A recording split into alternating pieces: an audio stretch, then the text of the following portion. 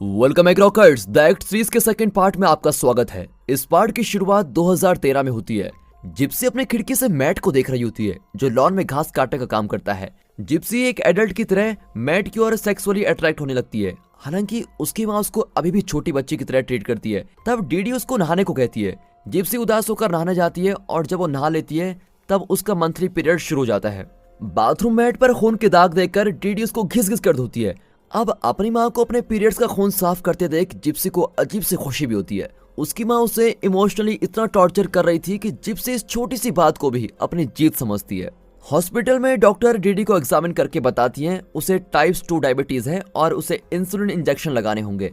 Gypsy doctor से पूछती है क्या मेरी माँ की कंडीशन सीरियस तो नहीं है। डॉक्टर बताती है कि उसकी कंडीशन सीरियस है और आगे जाकर उसकी जान को भी खतरा हो सकता है। अब जिप्सी को अपनी माँ की सेहत की बहुत चिंता होने लग जाती है। डीडी जैसी भी है आखिरकार जिप्सी की माँ है। फिर जिप्सी का बर्थडे आता है लेकिन जिप्सी कंफ्यूज्ड है कि वो 1991 में पैदा हुई थी या उसकी माँ के झूठ के अनुसार 1995 में। डीडी जिप्सी से झूठ कहती है कि तुमने जो बर्थडे देखा था उसमें टाइपिंग मिस्टेक थी, तुमने अभी 18 साल पूरे किए हैं। वो जिप्सी को 2 पेट गिनी पिग्स प्रेजेंट करती है। अब लेसी जिप्सी से मिलने आती है और बताती है उसे एक क्रिश्चियन डेटिंग वेबसाइट पर एक नया बॉयफ्रेंड मिला है। जिप्सी उसे उस वेबसाइट का एड्रेस मांगती है। इसी बीच जिप्सी के पापा का कॉल आता है जो उसको हैप्पी बर्थडे विश करना चाहते हैं, लेकिन डीडी जिप्सी को फोन नहीं देती और कहती है कि जिप्सी बहुत सीरियस है और कुछ ही दिनों में मरने वाली है। तभी जिप्सी की नर्स कॉल करके कहती है कि जिप्सी अब 18 साल की हो गई है, इसीलिए अब उसे कोई भी ट्रीटमेंट देने से पहले उसका साइन लेना होगा। और ये सुनकर डीडी बहुत नर्वस हो जाती है और जिप्सी को ढूंढती है।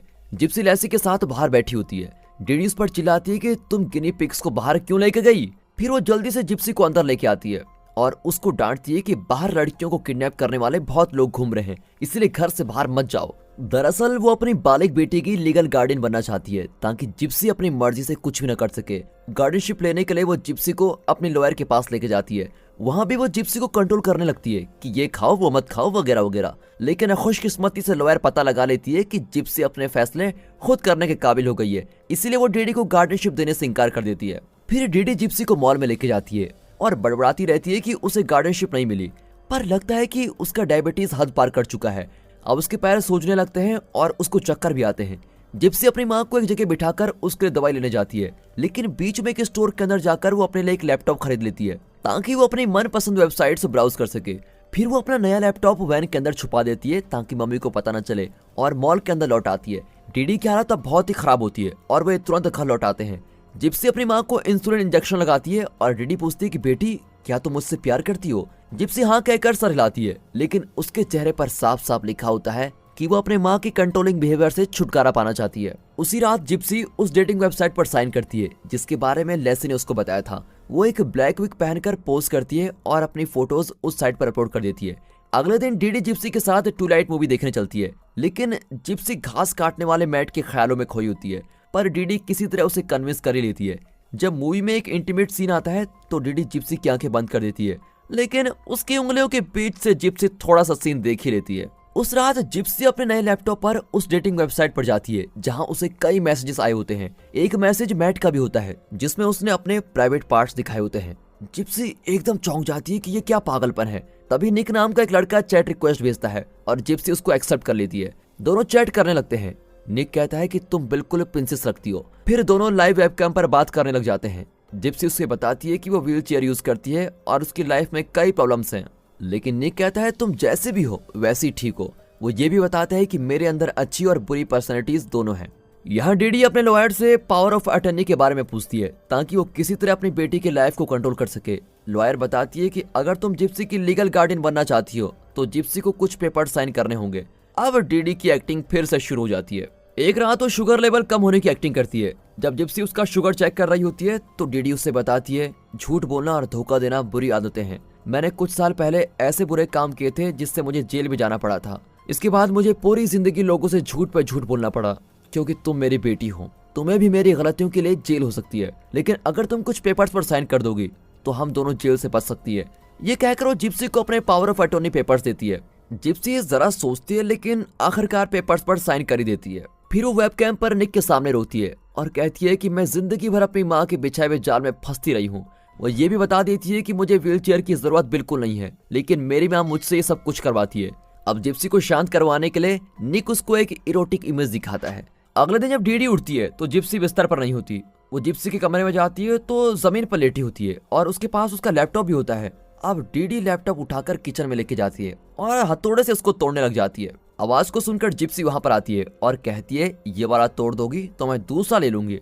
अब ये सुनकर डीडी पागलों की तरह जिप्सी को घसीट घसीट कर अपने कमरे में लेके जाती है और उसके हाथ बांधने की कोशिश करती है। जिप्सी बहुत सह चुकी है और अब वो अपनी माँ की हरकतों से तंग आ गई है, इसलिए वो लड़ती है और अपनी माँ के मुंह पे थूककर वहां से भागने की कोशिश करती है, पर उसका दिल नहीं मानता और वो अपनी माँ के पास वापस लौटती है।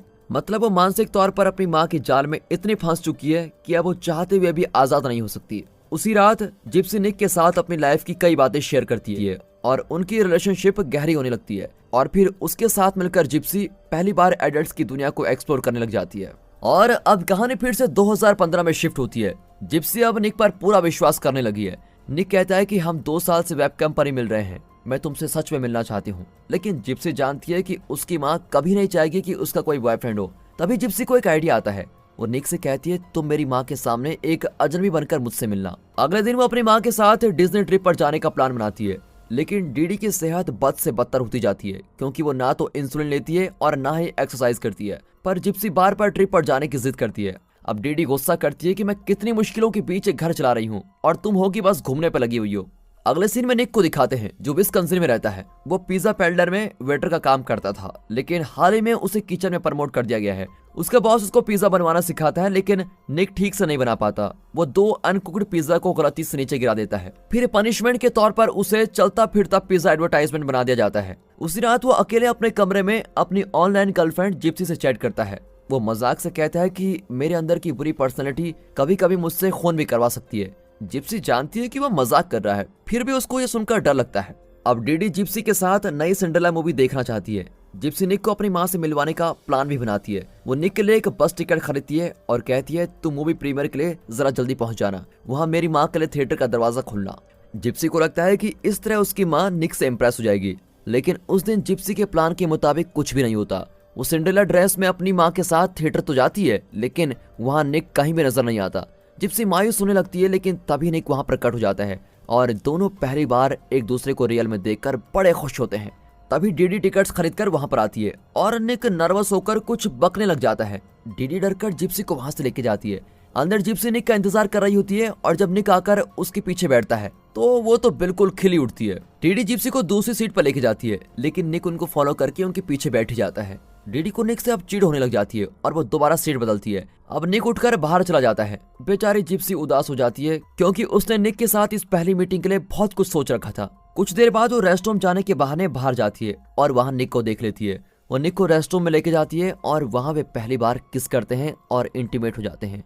इसके बाद जिप्सी ऐसे लौट आती है जैसे कुछ हुआ ही ना हो और मूवी के बाद वे बाहर जाते हैं तो निक लॉन्च पर उसका इंतजार कर रहा होता है। वो जिप्सी और डीडी के लिए दरवाजा खोलने की कोशिश करता है, लेकिन डीडी उसको खूब डांटती है और जाते जाते उसे आवारा और बदतमीज का टाइटल देके जाती है। घर पर डीडी जिप्सी से पूछती है कि क्या तुम उस लड़के को पहले से जानती हो। जिप्सी ना में जवाब देकर अपने कमरे में चली जाती है और निक को टेक्स्ट करती है। निक माफी मांगता है कि वो जिप्सी की मॉम को इम्प्रेस नहीं कर पाया, लेकिन वो ये भी कहता है कि मैं तुम्हारी मॉम को सब कुछ बताकर उन्हें कन्विंस कर ही लूंगा। पर इतने में निक डीडी को कॉल करके बहुत कॉन्फिडेंटली कहता है कि मैं आपकी बेटी से 2 साल से प्यार कर रहा हूँ और हम दोनों प्यार में हैं और मैं उसके फ्यूचर के सभी बच्चों का बाप भी हूँ, इसलिए आप मुझसे जरा तमीज से बात कीजिए। और ये कहकर वो कॉल काट देता है। वो इतना स्ट्रांगली बोलता है कि डीडी अपना मुंह भी नहीं खोल पाती।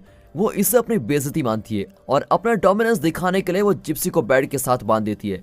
अब जिप्सी निक को टेक्स्ट करती है कि तुम्हारे अंदर की बुरी पर्सनैलिटी को बाहर लाने का वक्त आ गया है। मैं अपनी माँ का फिजिकल और इमोशनल टॉर्चर अब और बर्दाश्त नहीं कर सकती, इसलिए तुम मेरी मॉम को मार डालो। अब निक की नेगेटिव पर्सनैलिटी उभर आती है और वो एक डरावना स्माइल देता है। एक दिन जब डीडी जिप्सी को मॉल में लेके जाती है तो जिप्सी अपनी माँ से छुपकर एक स्टोर में चाकू खरीदती है जिससे वो अपनी माँ का खून करना चाहती है। यहाँ डीडी परेशान होकर जिप्सी को हर तरफ ढूंढती है और आखिर उसे एक टॉय शॉप के अंदर पाती है। तब तक जिप्सी अपना चाकू छुपा चुकी थी और डीडी से कहती है, मैं आपके लिए एक टॉय गिफ्ट लेने आई थी। फिर दोनों घर लौट आती है। उसी रात जिप्सी निक के साथ कंफर्म करती है कि कल रात हम मेरी मॉम को मार डालेंगे और उसके बाद हम दोनों हमेशा के लिए साथ रहेंगे। सुबह निक विस्कंसिन से स्प्रिंगफील्ड आता है जहाँ जिप्सी रहती है। जिप्सी अपनी माँ के नाखून काट रही होती है।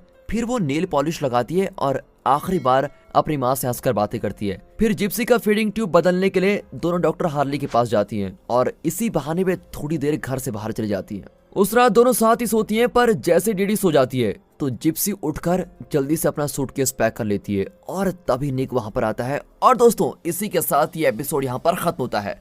दोस्तों अब तक आपको ये सीरीज कैसी लगी कमेंट्स में हमको जरूर बताइएगा।